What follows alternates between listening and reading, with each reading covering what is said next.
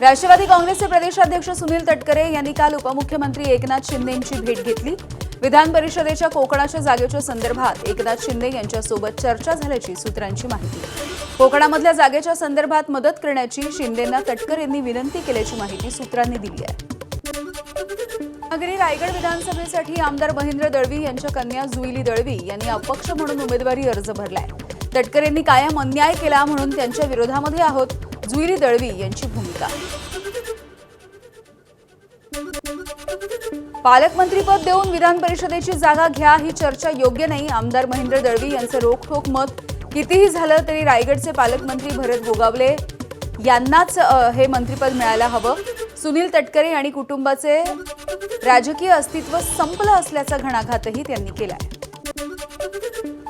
सातारा सांगली विधान परिषद निवडणुकीच्या तोंडावरती मुख्यमंत्री देवेंद्र फडणवीस यांचा जुना व्हिडिओ व्हायरल झाला।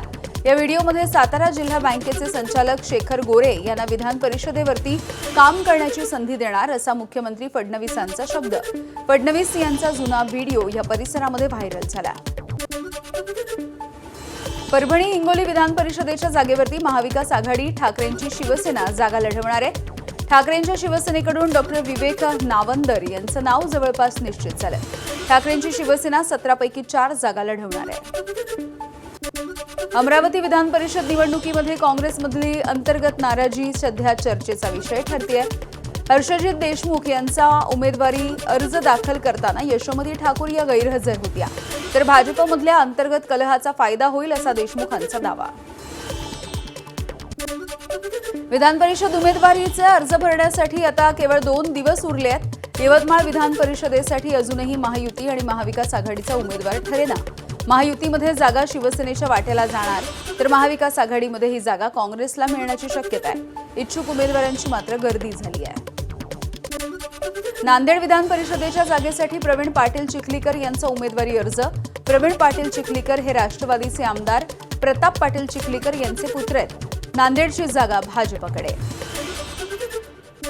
सातारा सांगली विधान परिषदेसाठी शिवसेनेचे तानाजी पाटील यांनी आपला उमेदवारी अर्ज भरलाय। तानाजी पाटील हे सांगली जिल्हा बँकेचे संचालक आहेत। शेकडो कार्यकर्त्यांसह त्यांनी आपला उमेदवारी अर्ज दाखल केला। नांदेड विधान परिषदेसाठी आमची चर्चा सुरू आहे, ठाकरेंच्या शिवसेनेचे खासदार संजय राऊतांची माहिती। नाशिक विधान परिषद लढण्याची इच्छा असल्याचं संजय राऊत यांचं विधान। विधान परिषदेच्या निवडणुका बिनविरोध होणार नसल्याचंही राऊतांनी स्पष्ट केलंय। परिवहन मंत्री प्रताप सरनाईक यांचा कोकणाचा दौरा। पालीमधल्या बल्लाळेश्वराचं त्यांनी दर्शन घेतलंय। कोकणामधले रखडलेले प्रश्न लवकरात लवकर मार्गी लावू, सरनाईक यांचं बाप्पाच्या चरणी साकडं। रायगडच्या पालीमध्ये 3 महिन्यामध्ये सुसज्ज बसस्थानक देखील उभारलं जाणार आहे। प्रताप सरनाईकांनी ही घोषणा केली आहे। बस स्थानकासाठी 14 कोटी रुपयांचा निधी देणार असल्याची सरनाईकांची माहिती।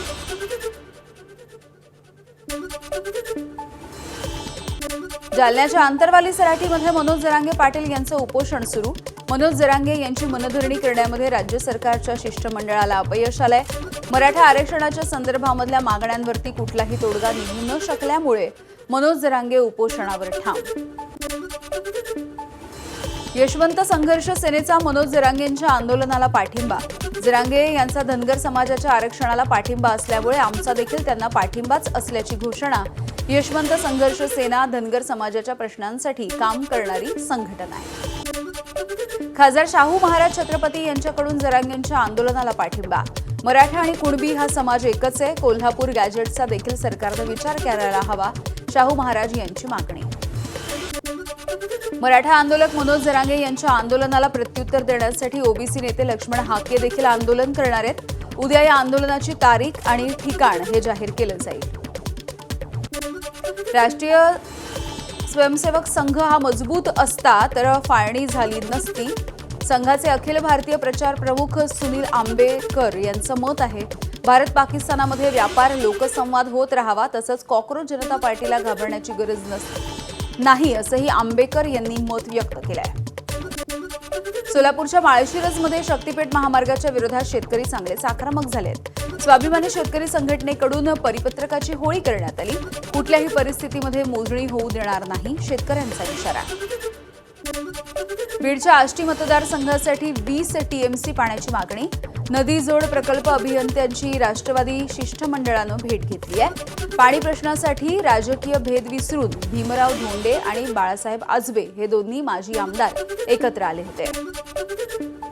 नागपूरच्या नरखेड इथल्या रद्द केलेल्या उपजिल्हा रुग्णालयामधल्या श्रेणीवर्धन पूर्ववत करा, अनिल देशमुख यांची मुख्यमंत्री फडणवीसांकडे मागणी।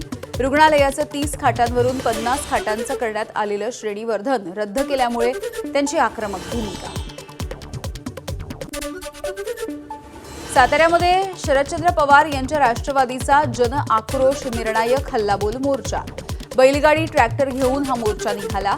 शेतीमालाला हमीभाव नाही, पीक विमा आणि नुकसान भरपाई या सगळ्यासाठी मोर्चा।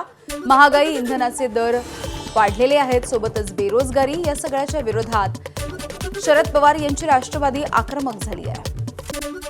मुंबईतल्या घाटकोपरमधील सागर पार्क या सोसायटीमध्ये बकऱ्यांच्या कुर्बानीसाठी भाजपचे ईशान्य मुंबई जिल्हा महामंत्र्यांनी परवानगी मागितली होती। चंद्रकांत मालकर हे सोसायटीचे सचिव आहेत। भाजपकडून मालकर यांना खुलासा मागण्यात आलाय।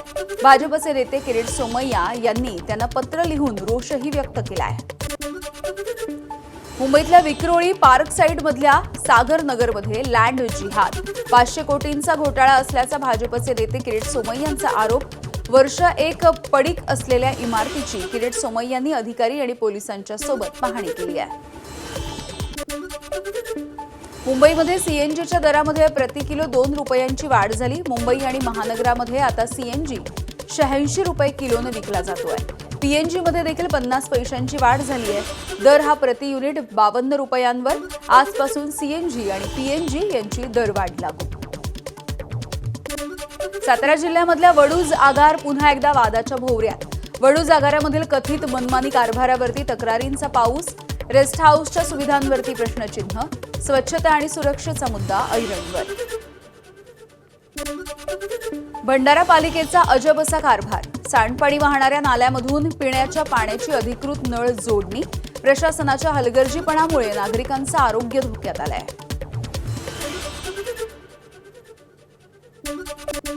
गोंदियाच्या रामनगर इथल्या महावितरणच्या कार्यालयावरती ठाकरेंच्या शिवसैनिकांची धडक। लोडशेडिंग आणि वाढीव वीज बिलाच्या विरोधात रामनगर कार्यालयावरती धडक मोर्चाही निघाला। मागण्या मान्य न झाल्यास तीव्र आंदोलन करण्याचा देखील इथल्या गावकऱ्यांचा इशारा। घर गणनेच्या प्रक्रियेमध्ये ओबीसींसाठी स्वतंत्र रकाना नसल्यामुळे गोंदिया जिल्ह्यामध्ये तीव्र आंदोलन। मात्र गोंदिया जिल्हाधिकाऱ्यांकडून दुसऱ्या टप्प्यामध्ये जातीनिहाय जनगणनेचं आश्वासन दिल्याच्या नंतर ओबीसी समाजाचा जनगणना बहिष्कार तुर्तास स्थगित। एसटी कर्मचाऱ्यांच्या प्रश्नावरती चर्चेसाठी येत्या 5 जूनला बैठक होणार आहे। महामंडळामधील कर्मचाऱ्यांनी रखडलेल्या आर्थिक मागण्यांची पूर्तता करण्यासाठी संप करण्याचा निर्णय घेतला होता। साखर उद्योगाशी संबंधित ऊस नियंत्रण आदेश मागे घेण्याचा निर्णय। 2 कारखान्यांमधलं अंतर हे 25 किलोमीटर करण्याचा हा प्रस्ताव होता। तसंच एफआरपीच्या संदर्भात कडक निर्बंध असल्यामुळे साखर कारखान्यांनी नाराजी व्यक्त केली। नंदुरबारमध्ये प्रतिबंधित एचटीबीटी कापूस बियाणांवरती कृषी विभागानं धडक कारवाई केली आहे। नंदुरबारमधल्या तळोदा रस्ता, वाण्या विहीर, प्रकाशा आणि समशेरपूर अशा 4 ठिकाणी करण्यात आलेल्या छापेमारीमध्ये 6 लाख रुपयांचं बोगस बियाणं जप्त। 4 जणांच्या विरोधात गुन्हा दाखल। हिंगोली बाजार समितीमध्ये भुईमुगाच्या शेंगांची मोठ्या प्रमाणावरती आवक झाली आहे। भुईमुगाला 7,700 रुपये प्रति क्विंटलचा भाव।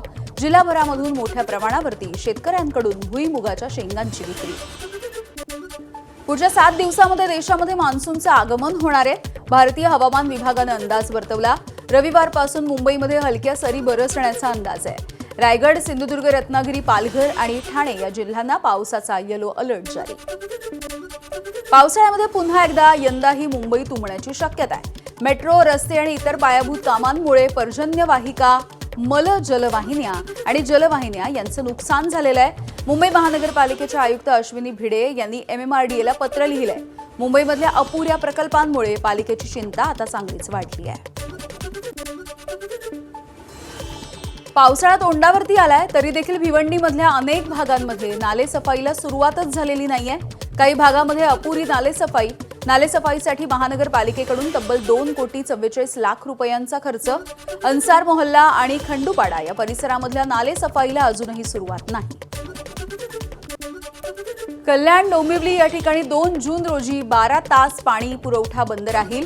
शुद्धीकरणाच्या केंद्रामधल्या तांत्रिक आणि देखभालीच्या कामामुळे हा पाणी पुरवठा बंद असेल. ठाण्यामध्ये 3 जून रोजी 12 तासांसाठी पाणी पुरवठा बंद असेल. पावसाळ्यापूर्व आवश्यक देखभाल आणि दुरुस्तीची कामं हाती घेतली जात आहेत. त्यामुळे सकाळी 9 ते रात्री 9 वाजेपर्यंत हा पाणी पुरवठा बंद राहील. मुंबई महानगरपालिकेच्या आयुक्त अश्विनी भिडे यांच्याकडून पालिका मुख्यालयामधील आपत्कालीन व्यवस्थापन विभागाला भेट देण्यात आली. आयुक्तांनी पावसाच्या पाण्याचा जलद गतीनं निचरा करणाऱ्या IOT प्रणालीचा देखील आढावा घेतलेला आहे. आयुक्तांकडून पावसाच्या पार्श्वभूमीवरती आवश्यक निर्देशही देण्यात आले. मुंबईमधलं पावसाळ्यापूर्व सर्वेक्षण पूर्ण झालंय. म्हाडाकडून 82 अति धोकादायक उपकर प्राप्त इमारती जाहीर. भाडेकरू किंवा रहिवाशांनी सुरक्षेच्या नियमांचं पालन करावं आणि कार्यवाहीला सहकार्य करावं असं आवाहन. शालेय विद्यार्थ्यांना निकृष्ट गणवेश दिला तर कारवाई होईल. शाळा व्यवस्थापन समिती कापड पुरवठादारांवरती कारवाई केली जाणार आहे.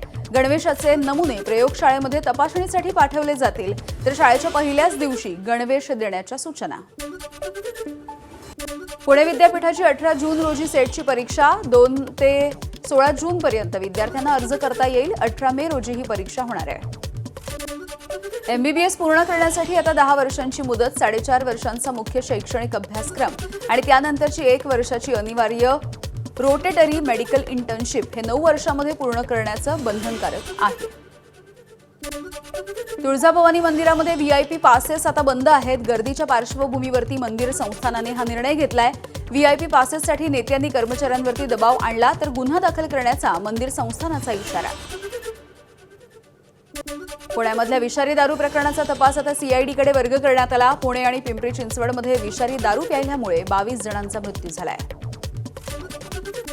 मोदींच्या आवाहनाला देशवासियांचा मोठा प्रतिसाद. देशभर सोन्याची आयात आणि विक्री घटली. 15 दिवसांमध्ये सोन्याची आयात 17% घटली आहे. सोन्याची आयात 22 टनांवरून 7.5 टनांपर्यंत खाली आली आहे. वर्षभर सोनं खरेदी करू नका असं मोदींनी आवाहन केलं होतं. बेळगावमध्ये मराठा लाईट इन्फंट्री सेंटरमध्ये 765 अग्निवीरांचा दीक्षांत समारंभ पार पडला आहे. देशाच्या रक्षणासाठी सर्वोच्च त्यागाची अग्निवीर जवानांनी शपथ घेतली आहे. उत्तम घोलप यांचा सर्वोत्कृष्ट अग्निवीर या पुरस्कारानं गौरव करण्यात आला. पंढरपूरमध्ये डिझेल चोरीचा पर्दाफाश. मालवाहू ट्रकमधून इंधनाची चोरी करणाऱ्या 3 जणांना पोलिसांनी ताब्यात घेतलंय. एका 4 चाकी गाडीसह 8.5 लाख रुपयांचा मुद्देमालही जप्त. मुंबईमध्ये 25 वर्षांपासून बेकायदेशीरपणे वास्तव्य करणाऱ्या केनियाचा नागरिक ताब्यात. वाकोला पोलिसांच्या दहशतवाद विरोधी पथकाची कारवाई. विजाची मुदत संपल्यानंतरही तो भारतामध्ये वास्तव्य करत होता. हद्दपारीची प्रक्रिया सुरू झाली आहे. आणि हिमाचल ते उत्तराखंडपर्यंत डोंगराळ भागामध्ये मोठी कोंडी झाली आहे. 50 किलोमीटर प्रवासासाठी तब्बल 8 तास लागतायत. चारधाम, मनाली, रोहतंग आणि नैनीताल या मार्गावरती ट्रॅफिक जाम.